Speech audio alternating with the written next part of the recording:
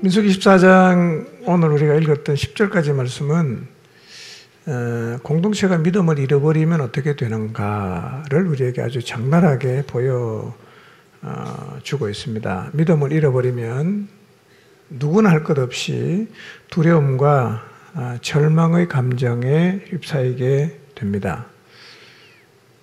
어쩌면 민수기 14장 1절에서 10절에 있는 말씀은 이스라엘 백성의 이야기이기도 하지만 어쩌면 오늘 우리 많은 사람들의 이야기일 수도 있습니다. 이스라엘 백성이 부정적인 보고를 듣고 소리 높여 부르짖고 밤새도록 울었다고 성경에 말씀하는데요. 이렇게 말했겠죠. 하나님 우리한테 왜 이러십니까? 도대체 우리에게 뭘 원하십니까? 그냥 막 절규하면서 소리 질렀을 텐데요. 여러분 혹시 최근에 이렇게 하나님 앞에 절규하며 운 적이 있었던가를 한번 생각해 보십시오. 집에서 혼자 입을 뒤집어 쓰고 그럴 수도 있고요.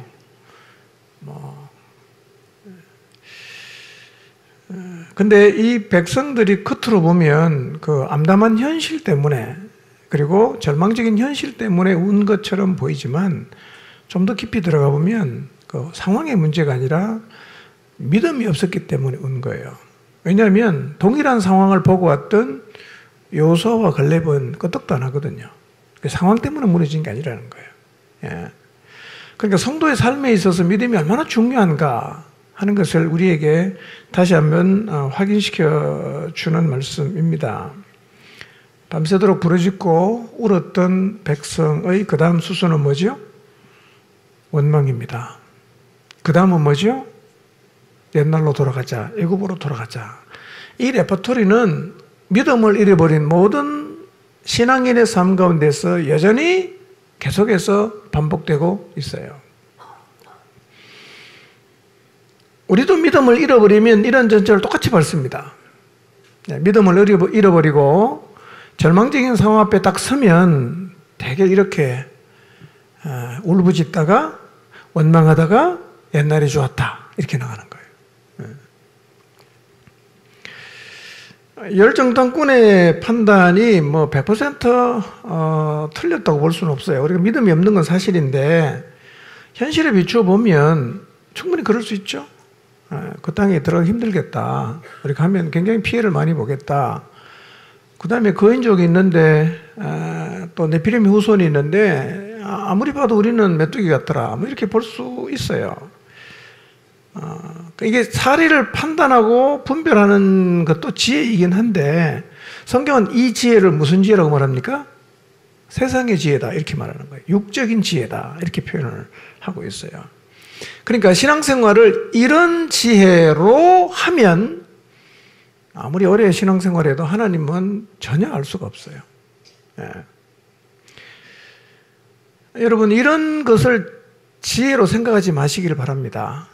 예, 이것도 물론 세상적인 지혜이긴 하지만 이런 지혜로는 하나님을 알 수도 없고 이런 지혜로는 하나님을 제대로 섬길 수도 없어요.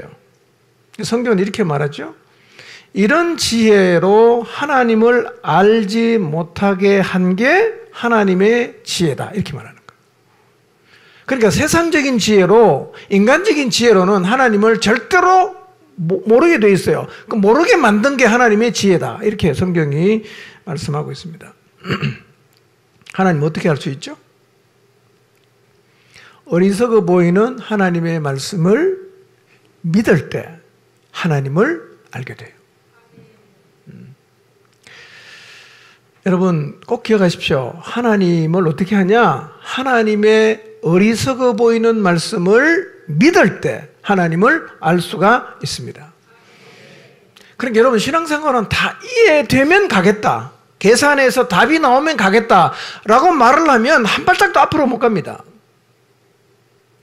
그런 지혜로는 하나님을 절대로 알 수가 없습니다. 우리가 영적이다 이렇게 표현을 하지 않습니까? 저 사람 참 영적인 사람이다. 혹은 저 사람 영적이지 않다라고 표현할 때 영적이라는 게 뭐냐면 영적이라는 것은 하나님을 믿는 거예요. 하나님 말씀을 그대로 믿는 거예요. 이 사람이 영적인 사람입니다. 그래서 여러분 잘 보십시오. 영적인 사람의 특징이 뭐냐? 상황이 어떻든 간에 하나님이 말씀하시면 그냥 믿고 가요.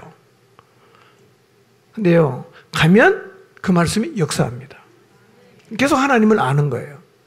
영적인 사람은 계속 하나님을 알 수가 있어요. 그러나 육적인 지혜를 갖고 있는 사람은 말을 들어보면 굉장히 합리적인 것처럼 들리지만 그런 지혜로는 하나님을 절대로 알 수가 없다는 사실을 기억하시기를 바랍니다. 여러분 신앙생활 할 때요, 인간적인 지혜로 자꾸 판단하지 마시기를 바랍니다. 예. 이성을 마비시키라는 말은 아닌데요.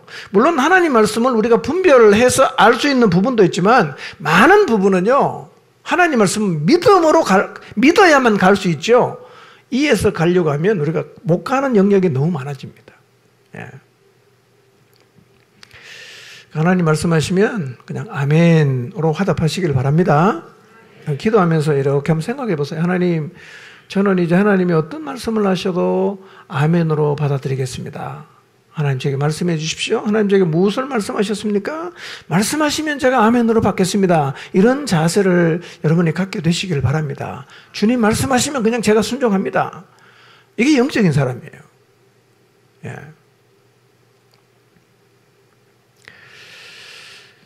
한 가지 더 생각해 봐야 될 건, 현실이 힘들어질 때, 계산해서 답이 안 나오는 것처럼 느껴질 때 과거를 생각해 보라는 겁니다. 과거. 이스라엘 백성은 지금 가나안 입구에 와 있죠. 근데 하늘에서 갑자기 그 낙하산 타고 글로 온 거 아니잖아요. 원래는 어디 있었어요? 애굽에 종살이 했잖아요. 하나님이 10가지 재앙으로 애굽을 심판하시고 불러냈죠. 그 힘든 광야를 지나오는 과정 속에서 얼마나 하나님의 기적을 많이 경험했어요. 지금 가나안 입구에 서 있는 것은 그 과거의 바탕 위에 서 있는 거 아니겠어요? 그렇게까지 데리고 오신 하나님이 갑자기 놓아버리겠어요? 절대로 그렇지 않다는 거예요. 그러니까 절망스럽게 보이는 현재를 어디랑 연결해야 됩니까? 과거와 연결을 하라는 거예요.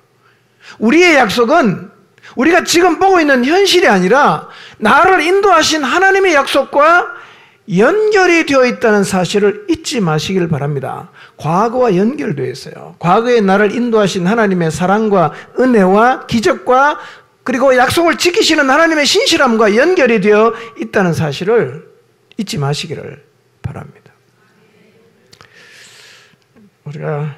우리 다음 세대를 우리가 정복해야 될 여리고로 정의하고 우리가 이제 정복을 하러 가는데요. 여러분의 자녀도 이렇게 돌아보십시오. 지금은 참 힘들게 느껴질 수 있고 불가능하게 느껴질 수 있는데요. 그 아이를 길러온 과정을 쭉 한번 생각해 보세요. 하나님의 은혜가 있지 않았습니까? 하나님의 보호가 있지 않았습니까? 때로는 하나님의 강권하시는 은혜가 있지 않았습니까? 그 하나님이 동일한 하나님입니다. 일하고 계세요.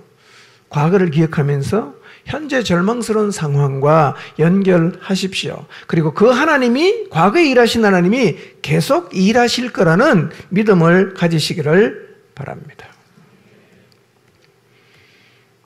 백성이 모세와 아론을 원망하면서 애굽으로 돌아가자 그러죠. 여러분 혹시 이런 말 했던 기억이 나십니까? 옛날이 좋았다. 과거로 가고 싶다. 뭐 이런 얘기. 예.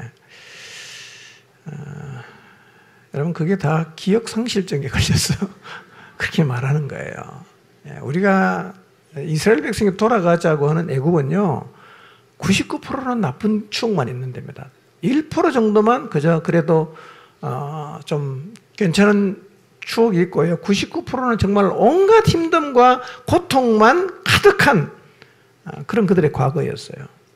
그런데 갑자기 그냥 옛날로 돌아가고 싶다라고 말을 하는데요. 근데 여러분, 그렇게 말하는 거는요, 그 이스라엘 백성을 가나안 앞까지 데리고 오신 하나님을 모독하는 거예요.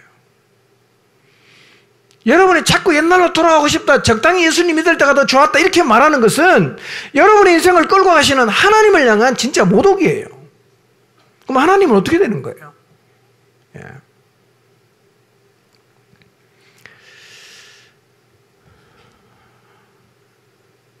옛날로 돌아가고 싶다 이런 얘기 하지 마시기 바랍니다. 예, 그거 제 들어보면 단골 레퍼토리입니다. 다 그냥 믿음 잃고 그냥 시험 들면 다 똑같은 소리 합니다. 예. 정말 가고 싶으십니까? 보내드릴까요? 또 하나 우리가 이 믿음 없는 이스라엘 백성을 통해서 마음에 담아야 될 교훈은요, 어떤 경우라도 부정적인 말을 내뱉지 마십시오. 예, 이거 습관입니다. 말은 뱉으면 실체가 돼요. 목구멍까지 차도 절대로 말하지 않도록 노력하시기를 바랍니다. 여러분 최근에 내뱉었던 부정적인 말이 있었던가 한번 생각해 보십시오. 주로 이제 부정적인 얘기 많이 하는 사람은 자기가 절대로 그런 얘기 안 한다 그럽니다. 난 절대로 그런 얘기 안 한다고. 참 희한해요, 보면. 습관적으로 하는 사람은 절대로 안 한다 그럽니다. 근데 가끔 하는 사람은 그때는 실수했다 이렇게 말합니다. 예.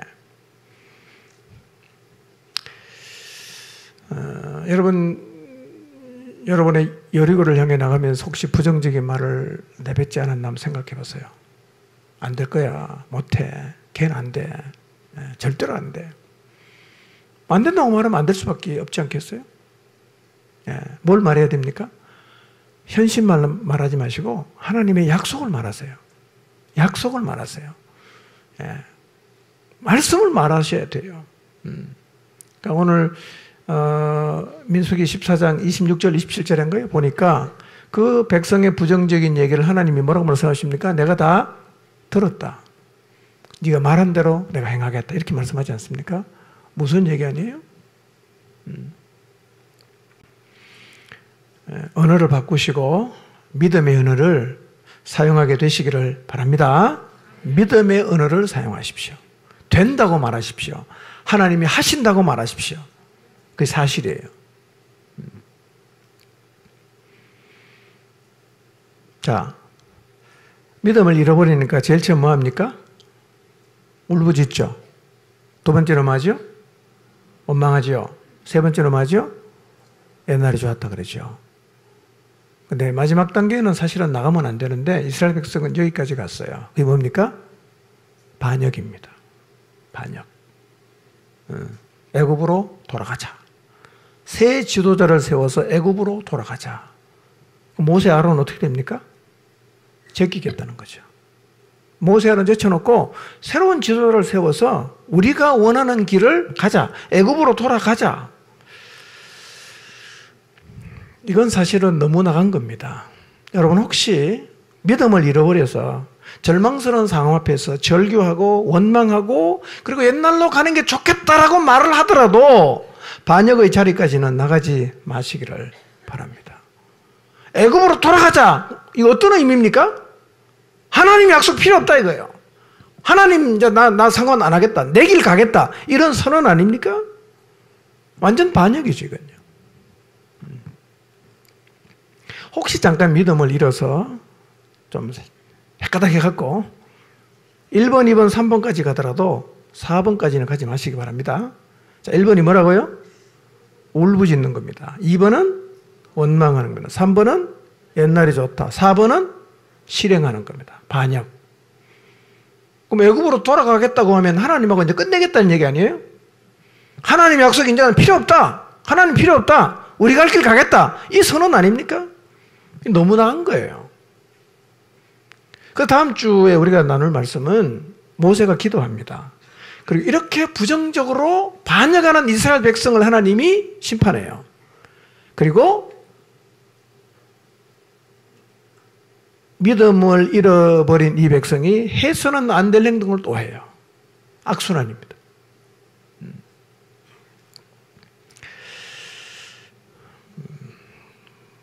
모세와 아론 엎드려 기도합니다. 자, 기도의 내용이 이제 다음 주에 우리가 좀 살펴보게 되겠죠. 여호수아 갈렙은 옷을 찢어요.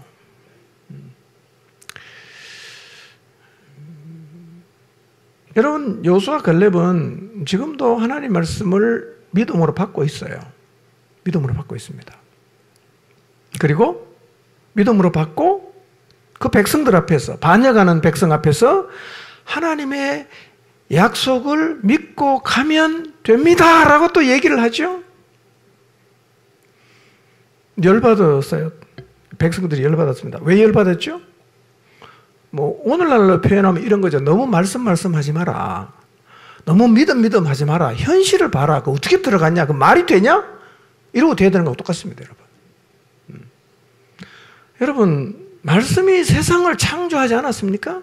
말씀은 지금도 살아있지 않습니까? 말씀은 곧 하나님이 아닙니까? 말씀하지 마라. 이런 말을 하시면 안 돼요, 여러분.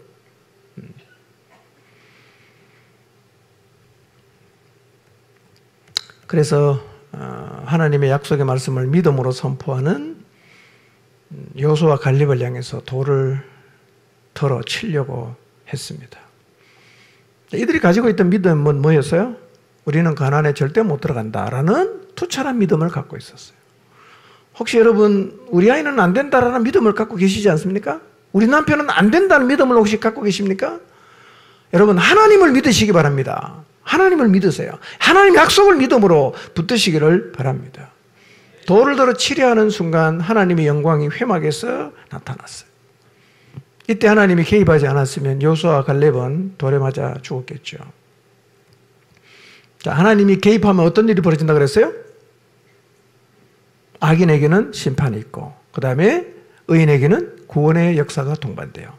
하나님이 개입하시면 악인은 심판하고 의인은 구원하십니다. 여기까지 가면 진짜 겁나는 겁니다, 여러분. 예. 양당간에 하나님을 하신단 말이에요. 여러분 믿음의 소리가 계속 묻히면 하나님이 개입합니다. 예. 믿음의 소리가 계속 묻히면 그럼 결국은 어디로 가겠어요? 불신의 길로 가지 않겠습니까? 그러면 이스라엘 하나님을 믿는 믿음의 공동체가 믿음의 길 반대로 계속 가면 하나님 어떻게 해야 되겠어요? 개입해야 되지 않겠어요? 여러분 믿음의 소리가 계속 묻히면 하나님 개입하십니다.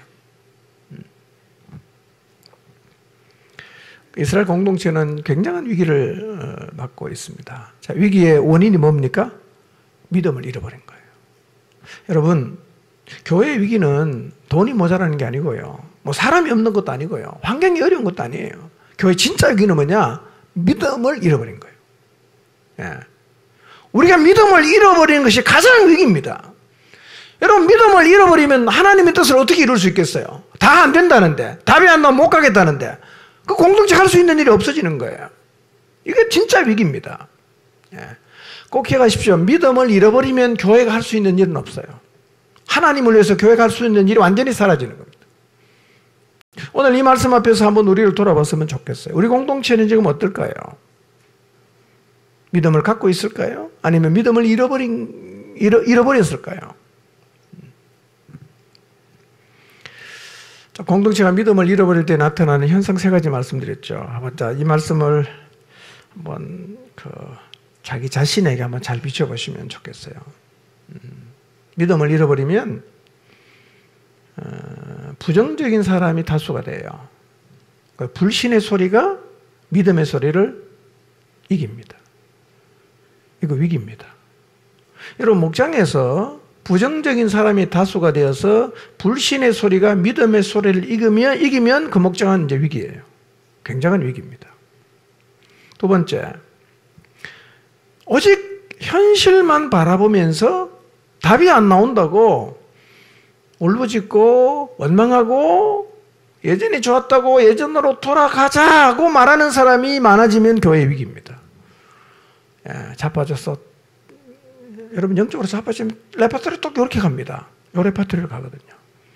원망하고 옛날이 좋았다 이런 얘기를 하는 사람이 많아지면 공동체의 위기다. 믿음을 잃어버린 위기가 찾아왔구나. 이걸 빨리 캐치를 하셔야 돼요.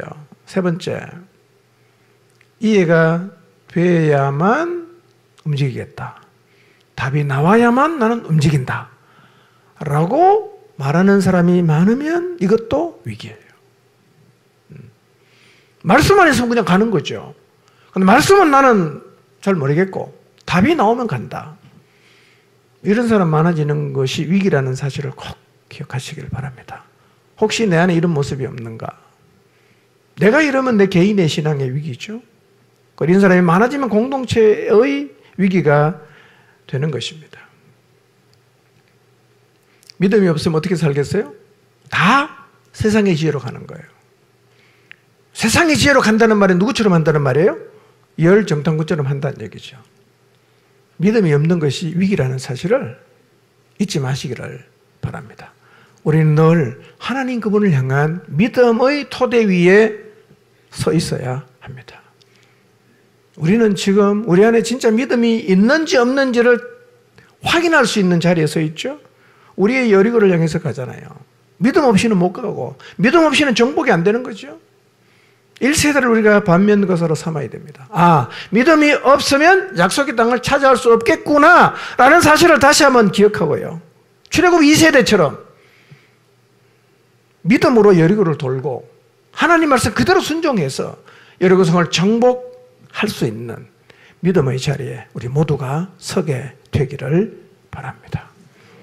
이번 한 주 기도하시면서 한번 하나님께 물어보십시오. 하나님, 제 안에 믿음이 있습니까? 하나님, 제게 믿음을 주십시오. 하나님, 제가 믿음으로 살 수 있게 해주십시오.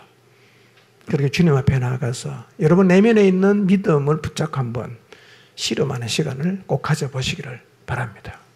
기도하겠습니다.